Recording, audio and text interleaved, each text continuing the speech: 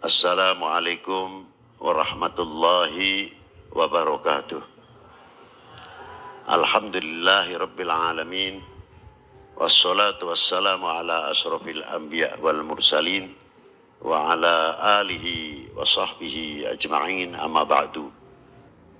Amanat yang di pundak saya terutama kelihatannya menjadi rais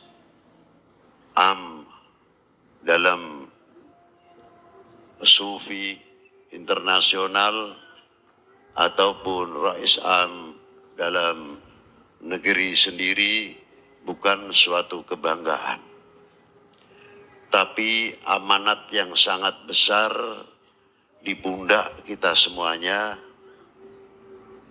Sebagaimana kita bercermin, kita yang merasa kecil begini merasakan beratnya bagaimana baginda Nabi Sallallahu Alaihi Wasallam mendapat tugas, mendapat perintah dari Allah Subhanahu Wa Taala dalam mensyiarkan risalah sehingga melahirkan risalah rahmatan lil alamin, membangun keintelektualan umat, melahirkan ilmuwan dan sebagainya dan sebagainya. Tugas ini tidak semudah itu. Ma'asyiral muslimin hadirina rahimakumullah. Sekarang sangat diperlukan sekali apa sebenarnya tasawuf tersebut. Kemungkinan masih banyak memahami dalam dunia tasawuf kalau orang tasawuf itu pandainya duduk, pandainya muter tasbih, kurang peduli, sehingga jarang orang yang mau masuk tasawuf, karena orang kalau sudah masuk tasawuf takut kepada dunia. Pemahaman ini perlu kita luruskan. Apa sih sebenarnya tasawuf? Tasawuf adalah pembersih, tasfiyatul qulub, bagaimana hati kita ini selalu bersih. Kalau kita cara lahir, kita mandi ada airnya, tayamum ada debunya, mau cuci muka ada airnya. Kapan kita setiap hari tidak lepas akan membersihkan fisik, dari mulai mandi sampai wudhu sampai cuci muka. Tapi kapan kita akan membersihkan hati? Dengan apa cara membersihkan hati? Jelas peranan tarekoh di sini sangat diperlukan sekali. Yang tidak terlepas dalam dunia tarekoh ada tasfiyatul qulub, untuk membersihkan hati dari penyakit-penyakit yang sangat luar biasa. Kalau penyakit yang di luar kita jelas tahu, andai kata itu kena kanker ataupun kena penyakit yang lain, tapi penyakit hati siapa yang tahu? Di antaranya takabur, dengki, hasud, tidak senang kalau melihat orang senang, tapi hatinya senang apabila melihat orang itu susah. Ada lagi oknum mungkin senang kalau melihat negara ini pecah belah, rakyat tidak akur, rame dan gembira sekali. Ini penyakit-penyakit hati yang sangat mengerikan. Dari itu, apa yang bisa membersihkan adalah dunia tasawuf dengan melalui tasfiyatul qulub, hingga kita mengganti sifat-sifat yang kurang baik di dalam hati kita ini dengan kalimah La ilaha illallah Sayyidina Muhammad Rasulullah Sallallahu Alaihi Wasallam. Nur yang akan masuk di tiap selub tubuh hati manusia akan mewarnai pancaran cahaya ilahi.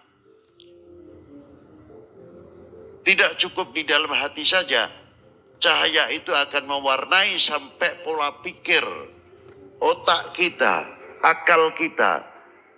Tidak akan pernah memikirkan bagaimana keuntungan saya dan lain sebagainya, tapi akan memikirkan bagaimana peranan umat ini, bagaimana kesejahteraan umat ini, dari melalui dunia ekonomi, melalui dunia pertanian, melahirkan satu pendidikan, dan akan terpancarlah melahirkan intelektual, doktoral, kita sangat memerlukan sekali. Dunia tasawuf bisa melahirkan putra-putri kita di mana saja negara. Doktor ahli bedah, ahli pertanian, ahli ekonomi. Sudah bukan waktunya lagi kita berbicara khilafiyah. Kita tertinggal karena masalah-masalah itu. Apalagi sebentar lagi khususnya untuk negeri kita di Indonesia. Qarib minal intikhab. Sebentar lagi kita akan menghadapi 24 pemilihan umum. Mampukah ulama-ulama kita, khususnya ulama tasawuf, menjadi pemersatu umat, pemersatu bangsa ini, menumbuhkan cintanya kepada bangsa dan tanah airnya, sehingga mencerminkan cahaya-cahaya ilahi yang terwarnai dan mewarnai di dalam hati kita menjadi suri, tauladan, contoh yang baik. Inilah orang ahli tarekah, inilah ahli tasawuf yang bisa mewarnai bagaimana pembangunan umat, pembangunan bangsa, sehingga ketahanan nasional di setiap negara di dunia ini disponsori oleh tokoh-tokoh ahli tasawuf. Dari dunia ekonomi, dari dunia pertanian, tidak cukup dari itu, sampai dunia ketahanan dan pertahanan nasional, pasti ulama-ulama dimanapun negara dengan cintanya kepada tanah airnya pasti akan menjadi contoh yang luar biasa. Yang kedua, paling tidak akan menjalin hubungan silaturahmi antara ulama ahli tasawuf di manca dunia ini. Mana yang saling kita bisa menguntungkan di antara sesama kita, sehingga melahirkan kesejahteraan umat yang tertantang waktu sekarang ini, apalagi kelak yang akan datang. Bagaimana kita memutar roda ekonomi, dunia pesantren, dunia pendidikan, mempunyai sumber-sumber ekonomi, sumber-sumber dunia pertanian, sehingga kemandirian apa yang ada di dalam dunia pesantren, dunia pendidikan tidak biasa ketergantungan, tapi mandiri, mampu tangan di atas, bukan tangan di bawah. Itu terutama. Maka dari itu, ma'asyiral hadirin rahimakumullah, disinilah kepentingannya kita